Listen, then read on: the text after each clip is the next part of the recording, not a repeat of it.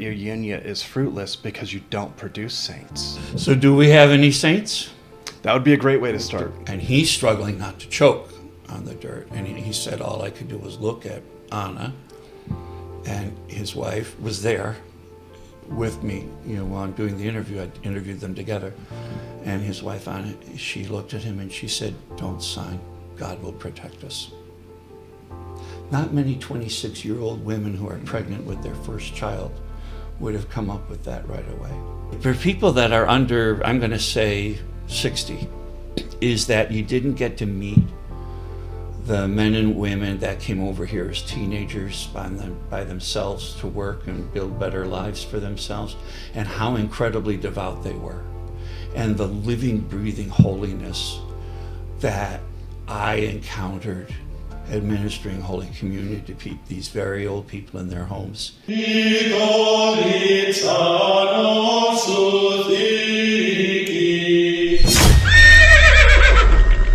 If you enjoy Searchers of the Lost, consider donating at the Buy Me a Coffee link below. I'm Father Nathan Simeon, and this is Father Chris Zugger, a pastor, or a priest, at this point, a historian of Byzantine Christianity, especially Greek Catholic Christianity. Mm-hmm. And so we're very honored to have him on this day. Well, thank you for having me. It's great to have you. It's great to have you. And this is the Searchers of the Lost podcast.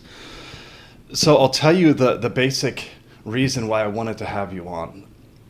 As you know, Father, I do a podcast which really works on the intersection between Orthodox and Latin Christianity, and we meet somewhere here. Okay. And one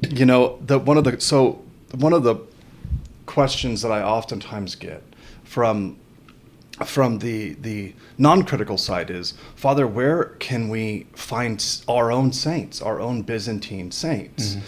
And on the oppositional side, I often hear, well, you guys are showing that your union is fruitless because you don't produce saints. So I get these two kind of polarizing perspectives. And so I really feel that people need to hear about their own tradition. So that's why I asked you on today. Okay. Yeah. So do we have any saints? That would be a great way to start. That's a good way to start. Yeah. We have blesseds for, that were martyred under communism. And then there's a large case of Venerable Alexander Hira and his companions, which is a number of priests that were martyred or were confessors, people that suffered for the faith. But something that Byzantine Catholics in America don't realize is that in Europe there was a lot of existing holiness before that. And the Carpathian region where our particular church comes from, before the communists came, there were a number of monasteries and a lot of little hermitages. So there was, living holiness that people went to on pilgrimage and where people went for spiritual direction. But there was also people that were fools for Christ's sake, which we tend to think of as a Russian phenomenon only. But not the case at all. And there's one woman's tomb that I was taken to in Zaricha that people still make pilgrimages to, and who was fairly recent in terms of church history. She was in the late 1800s, but that classic Slavic spirituality of being able to discern if someone was messing with her, trying to ask her questions that they really weren't interested in, or she could tell the future, and she was always correct, and great interior holiness. So, that's the thing of our church. I think one of the big problems for our church is that for the Byzantine Ruthenian church, it was really a church of peasants and shepherds and herdsmen, which is not putting it down, but these are the people that don't leave written records. And but it's a church that has been there since the late 800s of the first millennium, and is a church that everywhere I went, people could say, oh, when this was ours, when this was our monastery, or before they were arrested, we came for. And that's the holiness that then the recognized blesseds and venerables built on. You know, that interior strength didn't just suddenly come down from heaven like Pentecost Sunday.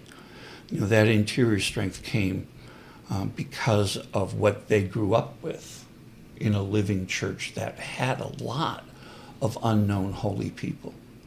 So in a weird way, the communists did us a favor in that we actually have written records now for all these other people. Oh, very interesting. Yeah, so we simply didn't keep the records before. no, and monastic life really didn't make the journey over the ocean. You know, they tried various monasteries, and it just never really. The only one that was successful for any length of time was the Sisters of St. Basil. What was the reason for that, do you think? That The monks didn't come. Hmm. You know, this was the thing. You know, the Latin bishops would say, "Oh, well, you have celibate clergy. You know, send your celibate clergy here." Well, they were monks. You know, they were cloistered monks or hermits living way up in the Carpathians, and they had no desire to emigrate. So it just never really took root here, which is a shame because you need a strong monastic tradition. You know, in an Eastern church, you really have to have that. In the old country, do we still have strong monasteries? They're impressive. When they came back from the camps, because all of the monks were sent to camps,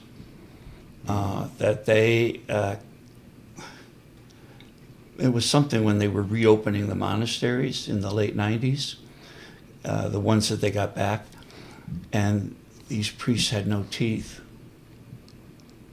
because all their teeth had been kicked out by the guards. So that was the new foundation to build on. And I thought, well, they can only go up. Incredible. That they're starting with these guys. And the women, the Basilian sisters, they had kept their vows in the underground, and they had received new novices in the underground. So, again, you know, the only way they could go was up because they were such... they had such determination, you know, to keep their vows in the face of 50 years of persecution. It's just remarkable. Are there particular monasteries that you think are worth people visiting in Slovakia, Ukraine? Oh yeah, Krasny Brod in Slovakia has been restored. Mali Berezny in Ukraine is very popular for people to go to in the Galician region outside of our territory, but a very powerful place to go to is Univ, because I just wanted to stay. I was ready to move in. The chant alone, just the chanting, those guys are so good.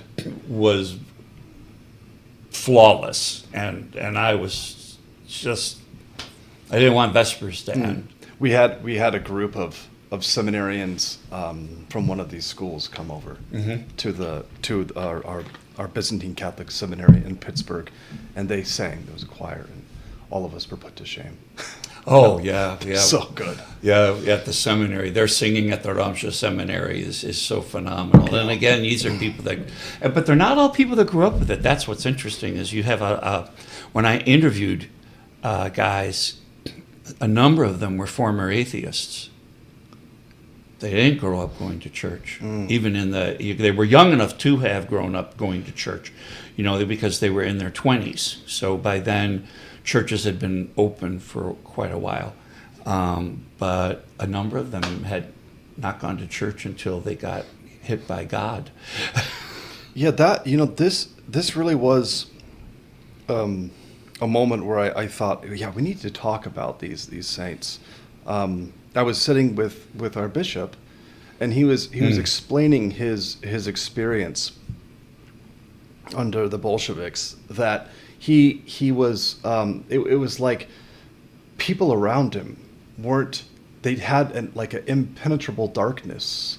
and that he when he experienced the light of the gospel in his own life, it was really transforming. Right. And he said it was like trying to get through a wall. People simply couldn't hear the truth Right. of the message, and it was such a stark contrast. And I thought, wow, what incredible suffering. Therefore, what incredible holiness when you need in such a context when it's so very dark, Right. to be that much light. Right. Because you're up against such a harsh system that has no hope. Their only hope is in the revolution. Socialism will live forever. That was the big motto. And that everything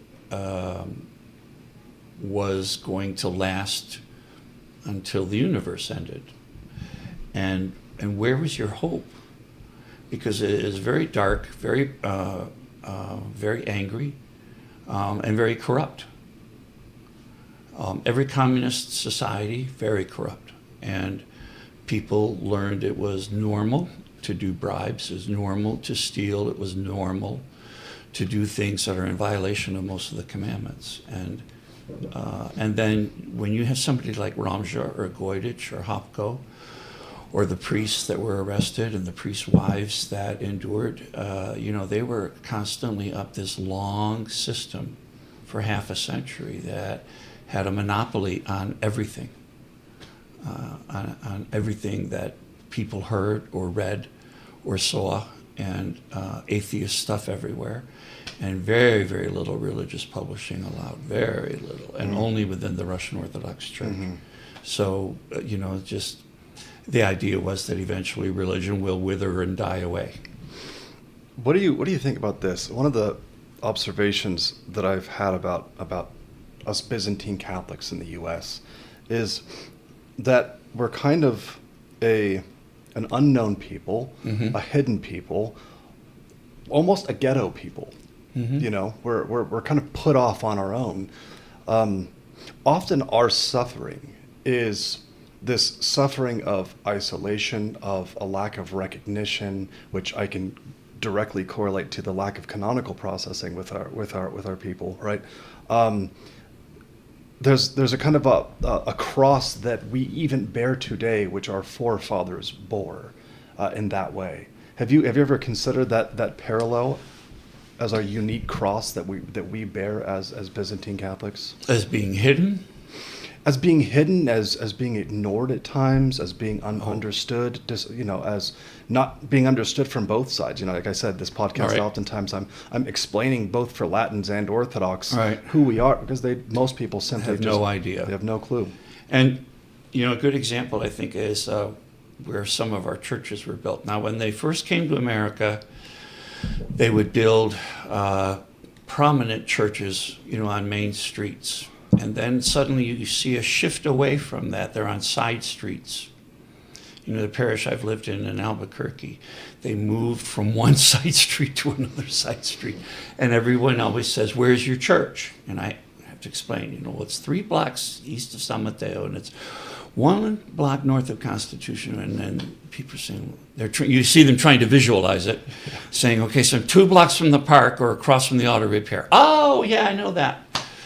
And I always would say to myself, that's a terrible landmark, to have describe your church by the auto repair. None of the Roman Catholic churches have to do that. And there was an attitude in the 50s, 60s, 70s, of building churches in more hidden locations almost. And it gets old. I mean, I'm 70. It's like, I joke that when I die, at my wake, there will be a sign in the open casket. Yes, he was a Catholic priest. Yes, you can take Holy Communion at his funeral. It's frustrating. And it's the fault of, Roman Catholic education in this country. Very rarely talks about us. So, and that's a darn shame, because inevitably people come and say, I wish I'd known about this sooner. Because we have a lot to offer. Yeah, we have a lot to offer. Yeah, and I wonder. I like to be pretty candid with the questions that many people I know ask. So, the Coptic martyrs, the recent 21, I believe, Coptic martyrs, were pretty quickly recognized canonically. our people, for whatever reason, they're not recognized as quickly, even though they lived these incredible lives of a form of martyrdom, if not martyrdom itself. Like, do you have any ideas? Of The why Coptic that martyrs had their throats cut by Islamic militants on a public beach on video live, which I think is just horrendous. The whole thing is horrendous. So they died in what in Catholic terminology would be, say, in odium fidei, in hatred of the faith.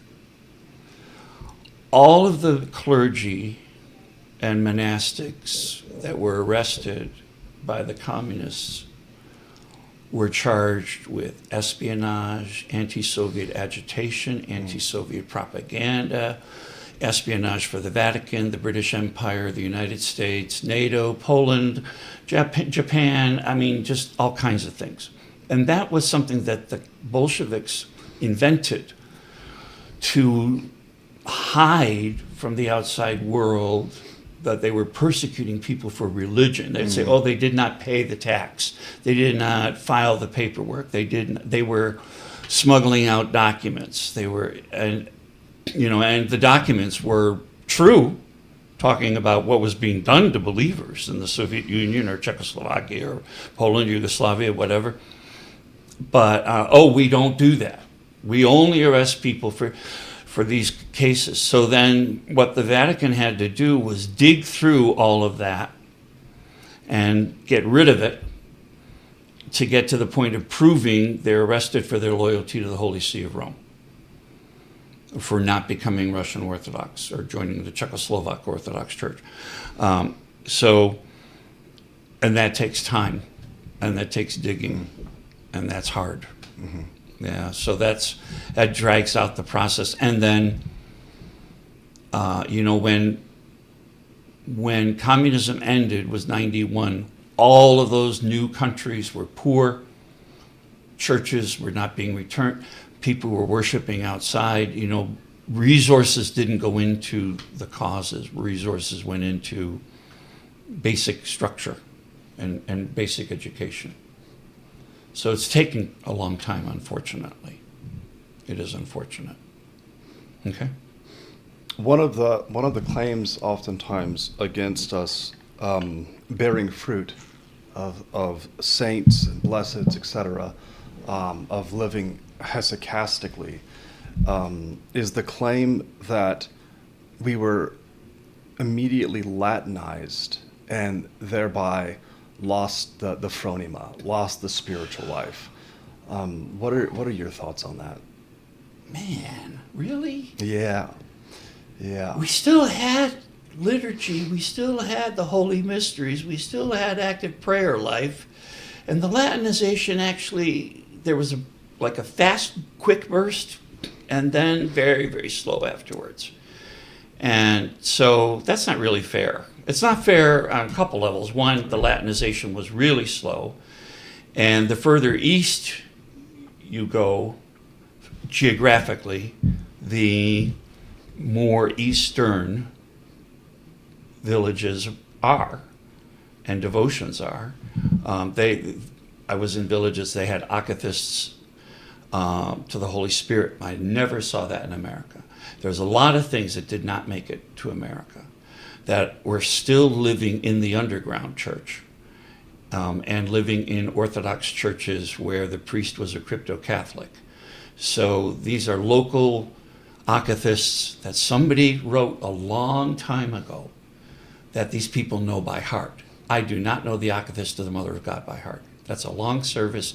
These people stand in church up front singing, and they know the whole thing. Incredible. Very, very incredible. Goosebump material. Mm-hmm. I'm getting them as you're speaking. Yeah. Right. Yeah. Yeah. And so I think we very much had a living spirit. One of the losses for people of your age, how old are you? I'm 42. You're 40? Yeah, okay, definitely. I'm almost 43, I have to admit it. That's all right. For people that are under, I'm going to say 60, is that you didn't get to meet the men and women that came over here as teenagers by themselves to work and build better lives for themselves, and how incredibly devout they were, and the living, breathing holiness that I encountered administering Holy Communion to these very old people in their homes. And you look around, and the decorations in their houses was icons, holy pictures, photographs of the family. Very little secular art. Very little. They spent their hard-earned dollars on these huge lithograph prints, or had relatives send things over from Europe. And that piety, the singing in church, when a couple would come into church and kiss, and the man go to the men's side and the women go to the women's side, and the women up in front chanting before the liturgy. And yeah, okay, it was the Rosary of the Blessed Virgin, fine. It's a Latin devotion. Everybody knows that. They knew it was a Latin devotion. But they Byzantinized it. They had little verses they put in after the name of Jesus, who sweated blood for us, who was conceived for us, who carried the cross for us, who took you into heaven, for the remission. And their own little prayers that were added in. And they would chant the whole thing in Slavonic from beginning to end and sing it. And it was just, I really missed them. They really formed my priesthood as a young priest, those men and women. They were great. And they didn't miss a service. On Good Friday, they ate nothing, drank nothing, from Holy Thursday night until Holy Saturday afternoon, after the Vespers. And I asked them why. And this lady, Mrs. Perevuznik, she said, because our Savior had nothing and we suffer with him. And I said, but you were on old calendar. So what did you do working in the factories? Because those factories didn't have air conditioning or anything. And she said, we suffered. And all the people behind her, they just nodded. We suffered as Jesus suffered. And that's the faith that they brought, and that's the faith that exists over there today. Yeah. I think that suffering is part of our faith today. I think that's if I really try to process, like, what is the charism of our church, I think it's that hidden suffering. I really do. May I ask you, so a thought that I've toyed with in my own mind, and maybe you could help me just kind of process this a bit, is oftentimes when we talk about Latinization, it's always a negative connotation, okay? So it can be very sweeping, meaning we might not simply mean an imposition of kind of the Latin mindset or codes and legalism and things of that sort. We might mean anything Latin, period. The Rosary, the Sacred Heart, something of that sort. So what seems to me to happen is that what we do is kind of wholesale throw off anything Latin in an attempt to be as Eastern as we can. I wonder how, one, am I onto something that we can be too sweeping at times when we think of the term Latinization as any kind of Western influence. Two, is that a natural way of reading the situation when you have Slovakia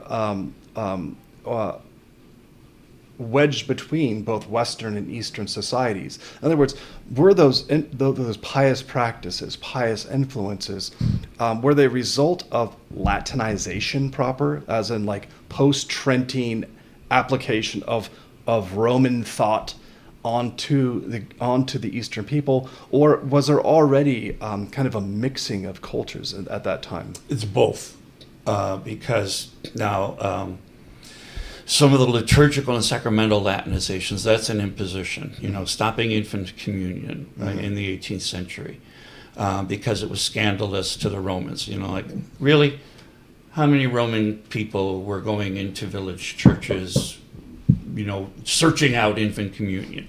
It's because some bishop somewhere or some Roman theologian found it scandalous. People on the ground are much more tolerant. So those kinds of impositions, those are the things that we've worked at getting rid of in this millennium, in this century, is to restore customs or practices that were lost or shoved aside at least. Some devotions I think people did pick up. The Ukrainian Catholics, for example, picked up supplicatia from the Polish Roman Catholic benediction service. It was a service that was done in the vernacular at a time when most things were in Latin, in the Latin Church.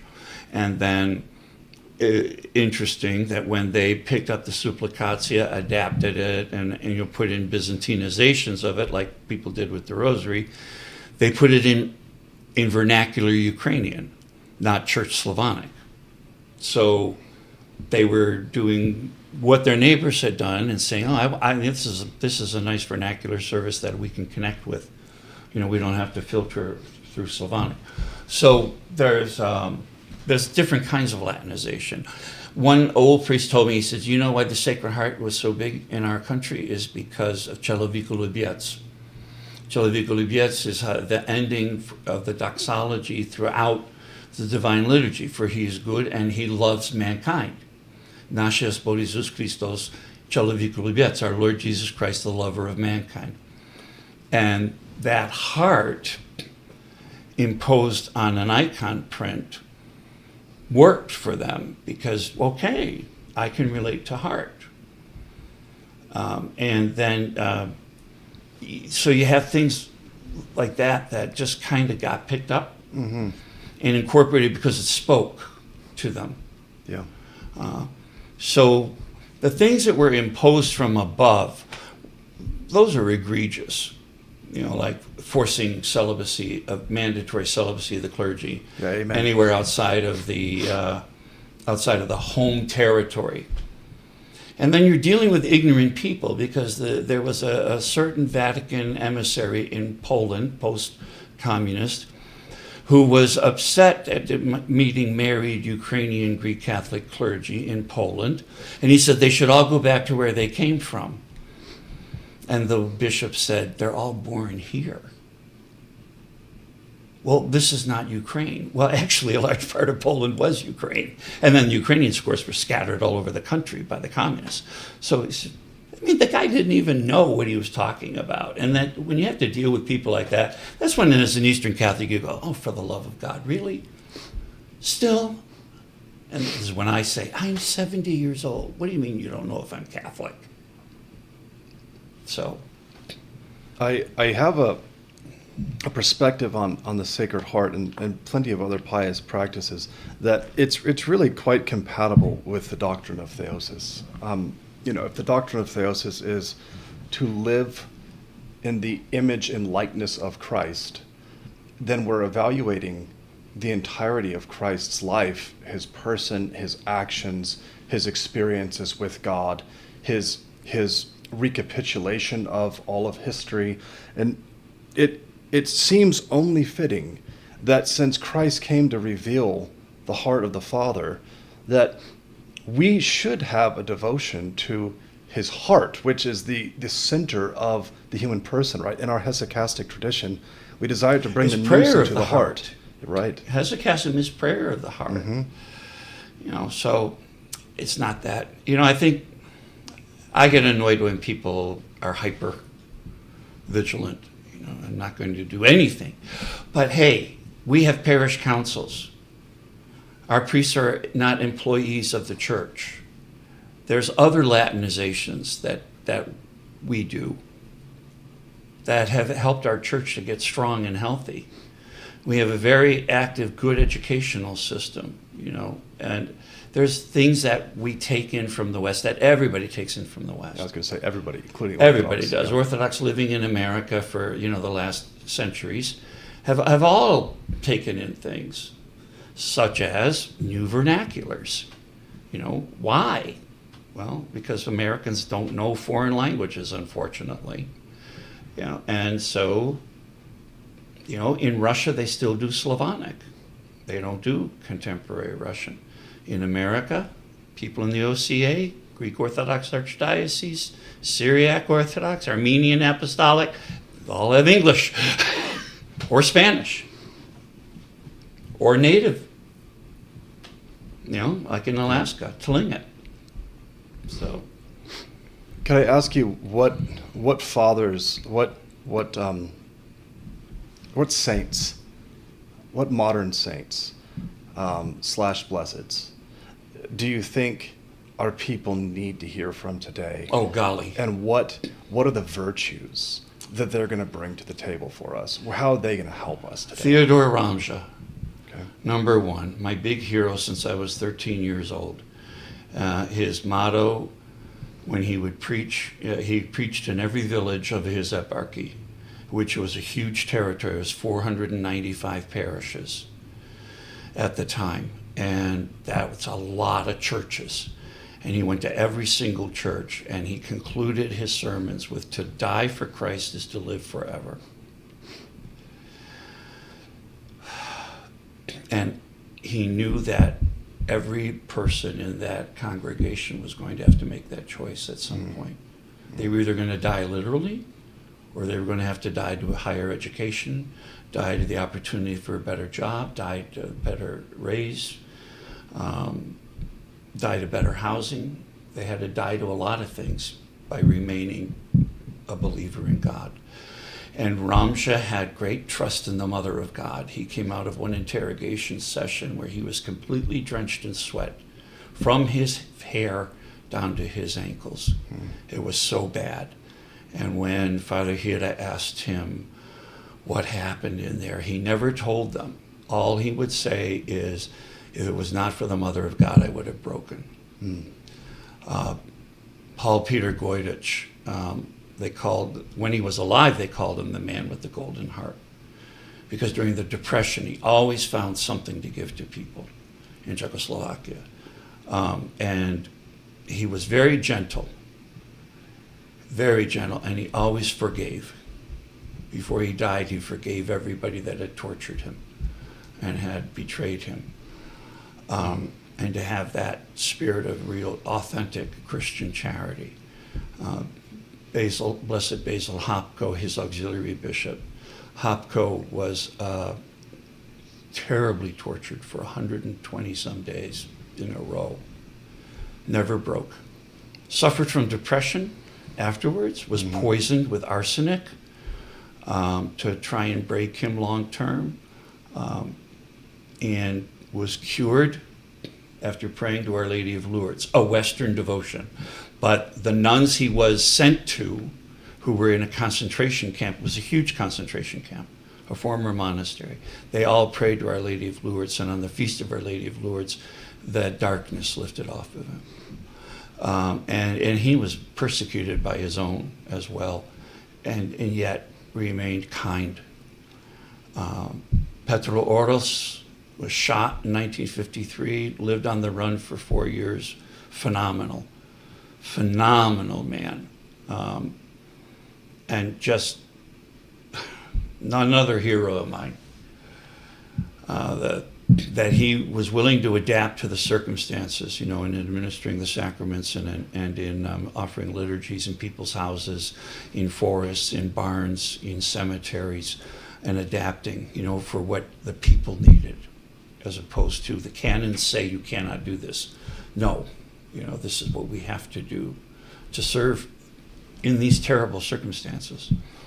The first priest couple that I interviewed, Father Ivan Roman, wouldn't break with Rome, wouldn't break with the Holy See. They wanted him to join the Russian Orthodox Church. They were a young couple. They had only been married for about a little over a year and a half, maybe. And his wife was pregnant, and they brought her in, filled his mouth with dirt, and told him they were going to beat her in front of him, and if the baby died, it was his fault if he would not break. And he couldn't talk to her. That's why they filled his mouth with dirt. And he's struggling not to choke on the dirt. And he said, all I could do was look at Anna, and his wife was there with me, while I'm doing the interview. I interviewed them together. And his wife, Anna, she looked at him and she said, "Don't sign. God will protect us." Not many 26-year-old women who are pregnant with their first child would have come up with that right away. And so I asked what happened, and she said, "Oh, they beat me." She said, she was a giant bruise, but the baby lived. And then she and her parents were deported way deep in the forest. And they were in the back room. She had to give birth all alone with her mother and father, no doctor. And communists were in the front room, so nobody could come to their aid. But Bishop Petro Oros climbed in through the back window and celebrated a clandestine liturgy while the communists were drinking, and baptized and chrismated the baby and gave the adults Holy Communion. Incredible. Wow. So that's the thing, there's so many unknown stories like the Romans, that that's why I write books, so they don't get lost. What are some books that our audience should have that you've written to understand the saints more clearly? So, Finding a Hidden Church, that deals with the underground eparchy of Mukachevo in the Soviet Union. And we'll put that in the link below, by the way. Okay, and so that has a lot of these stories. Let me think. Eastern Christian Publications has several titles on Ramsha, on Goydich, and now on Ordos. So those three biographies are there. Let's see, what's the other books I've written? Oh, the History of the Byzantine Catholic Church in the United States. I'm revising Looking to Tomorrow, which is a big 2-volume, 1,000-year history. Actually, it's more than 1,000 now that I think about it. Anyhow, so from Cyril and Methodius to today. And then I'm working now on a book just on the martyrs. Just on that. I recall the first time that I ever met you. It was at the Centennial, right? Mm-hmm. Was it this? You were giving maybe that's when it was. You were giving a presentation, right? Maybe it wasn't the Centennial. No, it was the assembly in New Jersey. It was the assembly, yeah. And your talk was my favorite because in seminary we didn't really talk about the in our history class. It was a wonderful teacher, but he was an Orthodox and didn't probably have a devotion to any of these. Well, I saw the syllabus. He didn't cover much of the Ruthenian church history. Okay, yeah. So you saw it. Okay, yeah, I saw it. I was very surprised. Yeah, so I didn't have, I didn't really have. I wasn't exposed how are you going to know it. anything about us? Yeah, right. Well, that's exactly it. I mean, otherwise, great class. So I'm not speaking badly about it, but I didn't get that. And when you spoke there, the directive was so mission oriented, evangelical, in the sense that we're spreading the gospel, and that's something that is part of our history. And it is part of our history. Yeah. There were whole villages of Germans in the Carpathian Mountains that became Greek Catholic, that adopted the Byzantine Rite because of how they learned about it and liked it and liked the spirituality. And so you had an entire village transfer over. And to this day, they're all Greek Catholic. You had Jews who converted. So the missionary impulse continued. You had Protestants who converted. There weren't that many Orthodox in imperial times during Austria-Hungary. There were people becoming Orthodox, leaving our church and becoming Orthodox. Joel Brady, your former professor, writes about that in his dissertation. When Americans came back and brought Russian Orthodoxy with them to their home villages. So there was religious movement happening that people don't realize. And every generation has to be evangelized. Every generation has to be evangelized.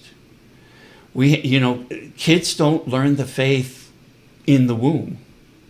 They have to be taught the faith by their parents, by the parish priest, by the cantor. The cantors were oftentimes the religion teachers, or at least the head of the program of religious instruction in the parish school. That cantoring is not just singing. Cantoring is faith, is to be converted every year during Great Lent, every year during Great Week, every year at Pascha, every year at Christmas. I'm converted. That's what's supposed to happen. And, it was obvious that these people were. And when you look at the history of the Byzantine Catholic Church in America and the constant chronic shortage of priests and the constant emphasis on Latinization that came down from bishops of our church, demanding iconostases be pulled out, church built without an iconostas, liturgical, pre-sanctified, no, do a Sacred Heart service instead, a creation of the stations, Byzantine Stations of the Cross, that the fact remains, though, that at home, people had those big prayer books, and they knew more matins and vespers, even if when those disappeared from the parish church, and then these people still did it, that the woman lit the candles on Sabbath on Saturday night like Jewish women light candles on Friday night for Shabbat, because they all lived intertwined with each other in Slovakia and the Subcarpathian Rus in Hungary. And they saw that as normal. And then if you tell them, which I did, I'd say, that's Jewish. And they would look at me like I'm an idiot and say, well, of course it's Jewish. Where do you think it came from? Oh, okay. So that even when things were taken away, there were people who knew what was missing and who kept up, prayers at home. That's why prayer books are so important. A crying need in our church. I remember when I was a seminarian, I went and stayed with one of our priests for my, you had a summertime where we would go stay with a priest. Oh, right, yeah, for summer assignment. Yeah, our summer assignment was with Father Miron Karokamek. And he said, where's your prayer book? I said, I don't have a prayer book. He goes, what? No prayer book? What are they doing? You have no prayer book? I said, no one told me to get a prayer book. Oh, my. Walked away and brought back a prayer book, and he said, this is how you pray. You have to pray. You have to actually pray these prayers. These are the prayers of our fathers. Right. How he was asking me, well, what do you pray then? I go, well, I do the Jesus prayer, and I do the hours, and the matins and the vespers, and well, what about all of this? What about your private prayer? And it struck me as something so essential. Yeah. This is the thing, in the Soviet Union, in Czechoslovakia, there was no religious publishing, and Hungary, there was none, religious publishing specifically for our church, and very little for Roman Catholics, very little. So people had to copy these big molitvenniks and sborniks by hand, and they did. The sisters did a lot of that. It's incredible. And priests' families would do that and write it out by hand. Yeah, it is incredible. What really sticks out is how devout these people are, right? Yes. If you want to say that they don't have the fruit of the Spirit, I mean, what are we testing? How are we actually coming up with What the are you criteria? looking for? Are you looking for a 4-hour pontifical liturgy? Is that what the fruit of the Spirit is? Or are you looking for living and breathing Christians who are on fire with love for Jesus Christ and have a desire to bring souls to Jesus Christ? And that's what I encountered over there. That's what I encountered as a seminarian in New Jersey and Maryland, working in parishes in those states. And that's what I've encountered throughout my priesthood all these years, for 44 years, is that there are always going to be people who come for the minimum, right? Cheap grace, right? I go to Mass on Sunday, period. I go to confession once a year because I don't hurt anybody, period. They're always going to have that, right? But you're also always going to have far more people who want the church to grow. And they want to see babies, they want to see new faces, they want to invite their neighbor, their friend, their relative. You're always going to have people like that. And we had 26 baptisms last year in our parish of 80, I guess 95 households or so. But almost every year we have adult converts. And all of the adults, I asked once in a sermon, I said, how many of you are here because someone invited you to come here? 3/4. And those people invited them not to snatch a soul. They wanted them to meet Jesus in our particular way. They thought, this is somebody who's going to respond to Christ through the Byzantine tradition. And they did. And they do. So, which is great. Yeah. I was struck by a conversation I was having with a friend who was he was one of our priests, and he became an Orthodox priest. And when he referred to his previous parish, when he was a Byzantine Catholic priest, he said they were good and holy people. Oh, they were good. good and holy people. That's how he saw it. That's good. And it's like, well, I think that's undeniable. When you actually look at the history of these people, you can criticize all you like, but that seems to stand out as good and holy people. Right. It's a persistent. It is a persistent theme for centuries. Yeah. That they endured under very tough circumstances. And we're enduring in a different kind of tough circumstance today, right? As Byzantine Catholic priests, especially on the West Coast, right? We're having to now, and by God's grace, I'm very thankful for it. We're interacting with a lot of Roman Catholics who come into our parishes, and we have to, once again, preserve our faith, but in the context of suffering, not in the context of harsh imposition. I recall once seeing a Latin Catholic come into one of our churches, and they kneeled, and someone immediately get up. That's not Eastern, and I just thought, that's not great. That's Welcome. that's not the way forward. I think we're a suffering people. We learned how to kind of how to be gracious through that suffering, and our job is more to embrace our brother Catholics in a way that's not harsh and oppositional, but that's uplifting and kind of slowly encouraging them to see the broader church, right? But I've also learned, and you could certainly speak more to this since you've been a priest by far longer than me, that when we do this, we have to be just so patient. There has to be a suffering for us as well, in the sense of it's almost like I'm giving up some of myself for them when I'm working with them, right? It's easy and tempting to just say, look, just do everything the way we do it, and get rid of all of these previous practices which grew you in Christ. Love. But it's not so simple as that. You got to love people. You got to love people, which is hard to do because people can be weird. We all have quirks. We all come with baggage. And Christ gave the apostles one commandment: love one another as I have loved you. And the Great Commission, go forth and teach all nations and baptize them. So, and that's our job. That is our job. In a lot of our churches, I know in Albuquerque, certainly it's true, a lot of the people who are canonically Roman Catholic who come to our parishes were not active. They had drifted, and that's why they were invited, or they saw a podcast. They saw a guy from our church who does podcasts and did with you, with the Voice of Reason. And they come and are drawn in and discover a whole new level of connection with the Holy Trinity and a whole new level of connection, of intimacy with God, and experiencing God as loving Father and loving Redeemer and loving Holy Spirit. And not in a mamby-pamby love, but, a radical love, the self-giving that you're talking about. The self-giving love, the kenotic love, the emptying love of Christ. And that's good. That's a good sign. Nicolița nostru